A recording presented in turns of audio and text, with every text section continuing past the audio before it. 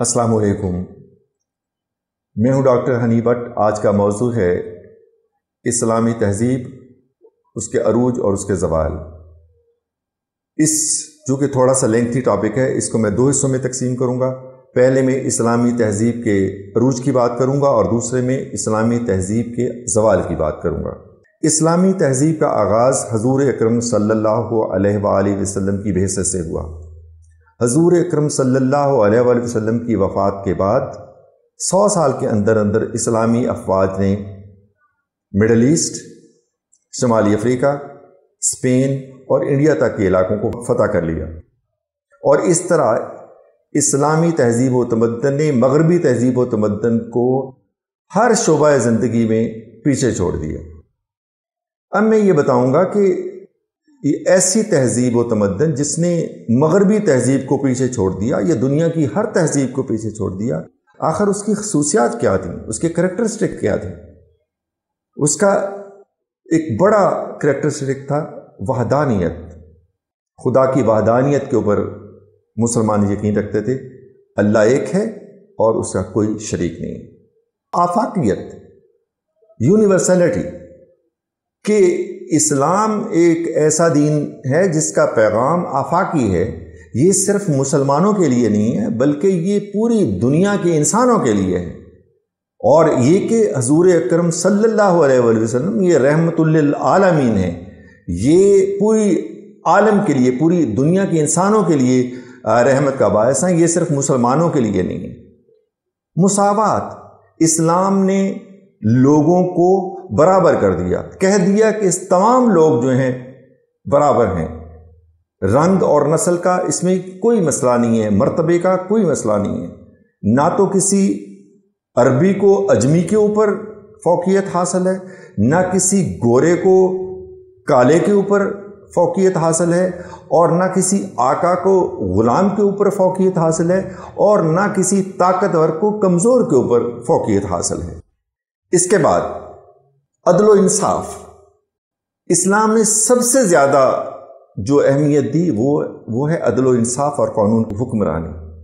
اسلام سب سے زیادہ جو اہمیت دیتا ہے وہ عدل و انصاف کو دیتا ہے۔ وہ کہتا ہے کہ جس معاشرے کے اندر عدل نہیں ہوتا، جس معاشرے کے اندر انصاف نہیں ہوتا، اس معاشرے کے اندر امن نہیں آ سکتا، اور جس معاشرے کے اندر امن نہیں آ سکتا، اس معاشرے کے اندر ترقی نہیں ہو سکتی۔ جس معاشرے کے اندر ترقی نہیں ہو سکتی، وہ معاشرہ فرد کو، انسان کو، عوام کو، ان کے جان و مال کی حفاظت نہیں کر سکتا، ان کی فلاح کے لیے کام نہیں کر سکتا۔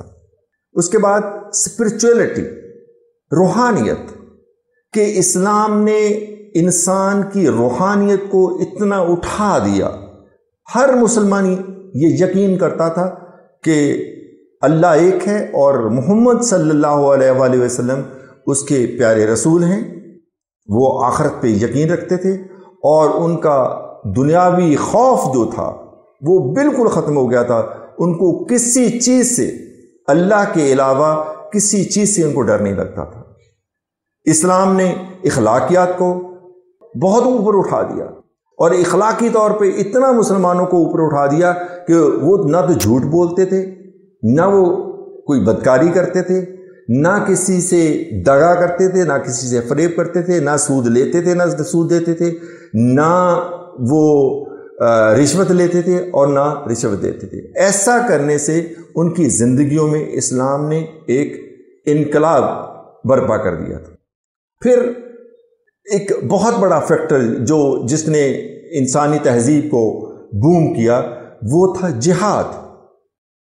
مسلمان جہاد اس لیے نہیں کرتا تھا کہ اس کو مال غنیمت کا یا دنیا کو فتح کرنے کا ان کو شوق تھا۔ مسلمان صرف اس لیے جہاد کرتا تھا کہ وہ اس کے دماغ میں یہ بات تھی کہ شہادت کی جو موت ہے وہ اللہ کو سب سے پسندیدہ موت ہے۔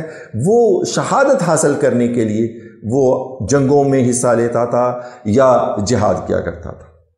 خلافت، اوپر اللہ ہے، نیچے اس کا جو نائب ہے وہ خلیفہ ہے۔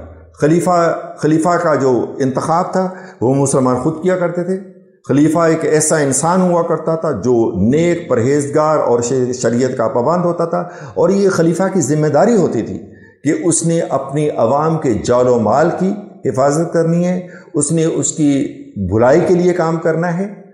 اور شورا یہ ایک ایسا گروپ آف پیپلز تھا، وائز پیپل، ایسے لوگ جو اسلام کو سمجھتے تھے، عالم تھے، فاضل تھے، اور خلیفہ بوقت ضرورت اپنی خلافت کے معاملات میں ان سے وہ مشورہ کر سکتا تھا اور ان سے وہ تجاویز مانگ سکتا تھا۔ احتساب بنیادی چیزوں میں تھا کہ کوئی آقا، کوئی غلام، کوئی خلیفہ، اعلیٰ عہدیدار یہ احتساب سے مبرہ نہیں تھے، احتساب سے بالاتر نہیں تھے۔ حضرت عمر نے جب اپنی خلافت کا چارج سنبھالا تو کہا کہ اگر میں کوئی اچھا کام کروں تو مجھے اپریشیٹ کرنا، اگر میں کوئی اچھا کام نہ کروں تو مجھے روک دینا۔ اور خود حضرت عمر جب بھی کسی گورنر کی تعیناتی کیا کرتے تھے، پوسٹنگ کیا کرتے تھے، تو اس کے اثاثے چیک کیا کرتے تھے، اور جب وہ 1 سال کے بعد اس کا تبادلہ کر دیا کرتے تھے، یہ معمول تھا ان کا، تو پھر بھی ان کے اثاثے چیک کیا کرتے تھے اور پھر اس کا کمپیریزن کیا کرتے تھے کہ ان میں فرق کتنا ہے، اور اس طرح بدعنوانی کو روکنے کا، کرپشن کو روکنے میں مدد ملتی تھی۔ تو اس کے بعد جو اسلام کی جو ترقی ہے یا اسلامی تہذیب و تمدن کی ترقی ہے، اس میں کچھ ادوار کی میں مثالیں دینا چاہتا ہوں کہ اس میں بنو امیہ کے دور میں اسلامی ریاست جو تھی دور دور تک پھیل گئی تھی۔ ایک طرف تو اس کی سرحدیں انڈیا تک تھیں، دوسری طرف اس کی شمالی افریقہ تک تھیں، اور مغرب میں انہوں نے اسپین کو فتح کر لیا تھا۔ جب یہ جو اسپین کی فتح ہے، یہ وہ دور ہے جو مسلمانوں کی، جس کو گولڈن ایج کہا جاتا ہے، جس کو سنہری باب کہا جاتا ہے۔ مسلمانوں میں اسپین کو فتح کرنے کے بعد وہاں پہ وہ مساجد کی تعمیر کی، وہاں پہ مدرسے تعمیر کیے، وہاں پہ لائبریریاں تعمیر کی، ہسپتال تعمیر کیے گئے اور پبلک باتھ تعمیر کیے، اور اس دور میں وہاں پہ آرٹس میں ترقی ہوئی، فلسفہ میں ترقی ہوئی، سائنس میں ترقی ہوئی۔ یہ دور اسلامی تاریخ کا یا اسلامی تہذیب و تمدن کا گولڈن ایرا کہلاتا ہے۔ اس کے بعد بنو عباس کی حکومت آ جاتی ہے۔ بنو عباس کی حکومت یہ بھی اسلامی دور کا ایک بہترین دور ہے۔ اس میں اسلامی مفکرین و مدبرین نے جو یورپین فلاسفر ہیں، رومن فلاسفرز اور گریک فلاسفرز، ان کی کتابوں کا عربی میں ترجمہ کیا اور ان کو بغداد لائبریریوں میں رکھ دیا۔ بغداد اس وقت علم اور سائنس کا گہوارہ بن گیا، اور پوری دنیا سے جو طالب علم تھے وہاں پہ آتے تھے اور تعلیم حاصل کرتے تھے۔ اس دور میں بھی اب بنو عباسیہ کے دور میں یہاں پہ لٹریچر نے، سائنس نے، آرٹس نے بہت ترقی کی، اور بنو عباسیہ کا ایک خلیفہ ہارون رشید، اس نے ہاؤس آف وزڈم کے نام سے ایک فورم تشکیل دیا تھا، جس میں بڑے بڑے اسکالرس، بڑے بڑے سائنسدان، بڑے بڑے میتھمیٹیشینس اور مذہبی اسکالرس آتے تھے، اور ہر چیز کے اوپر وہ کھل کر بات کیا کرتے تھے۔ پھر اس کے بعد عثمانیہ دور کے سلطنت عثمانیہ، جس میں اسلام کی جو سرحدیں تھیں وہ بہت دور تک چلی گئی تھیں، اور ان کی سرحدوں میں استحکام بھی آ گیا تھا۔ ان لوگوں نے بھی جو تجارت میں بڑی ترقی کی اور تجارتی راستے ایسے تلاش کیے جس کی وجہ سے ان کا جو ہے ریاست کی آمدنی میں بہت زیادہ واضح طور پہ اضافہ ہو گیا تھا۔ اور یہی وہ دور ہے جس میں اسلامی تہذیب نے بڑے بڑے سائنسدان پیدا کیے، جس میں ابو علی سینا، ابن بطوطہ، جابر بن حیان، خوارزمی اور فارابی، یہ اتنے بڑے نام ہیں کہ آج کل کی جو ماڈرن سائنس ہے اس کی جو ترقی ہے وہ ان کی دریافتوں کے اوپر بیس کرتی ہے۔ پھر اسلام نے اسلامی تہذیب و تمدن میں نئے نئے شہر بنائے گئے، زراعت کو ترقی دے گئی اور صنعت و حرفت کو ترقی دے گئی، اور اس کے بعد یہ کہ اسلام نے انسان کی زندگی کو ہر لحاظ سے اٹھا دیا، اس کی اخلاقی طور پہ، اس کی روحانی طور پہ اس کو اتنا مضبوط کر دیا کہ وہ اس کی عزت نفس جو ہے برقرار ہو گئی، اور اسلام نے بتایا کہ تمام مسلمان جو ہیں، تمام انسان برابر ہیں، جس سے وہ ان کی عزت نفس جو ہے بحال ہوگی، اور اسلام نے ان کی جان و مال کا تحفظ بھی فراہم کیا۔ یہ جو وقت ہے اس میں کم از کم 700 سال تک اسلامی تہذیب نے پوری دنیا کے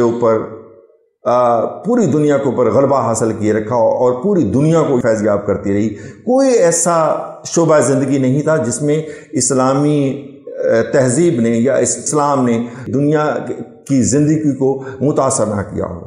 اقتصادیات، شماریات، معاشیات، معیشیت، آرٹس، فن لطیفہ اور تعمیرات، ہر شعبہ زندگی میں اسلام نے بنی نوع انسان کی خدمت کی، اور یہ وہ ترقی تھی اسلامی تہذیب و تمدن کی جس نے پوری دنیا کو روشنی بخشی۔ اب اگلی ویڈیو میں اس میں یہ بتاؤں گا کہ یہ اتنی شاندار اسلامی تہذیب جس نے 700 سال تک دنیا کے اوپر غلبہ حاصل کیا، یہ کس طریقے ڈیکلائن کا شکار ہو گئی، کس طریقے سے یہ زوال پذیر ہوئی۔ اور تب تک اپنا خیال رکھیے گا۔ اللہ حافظ۔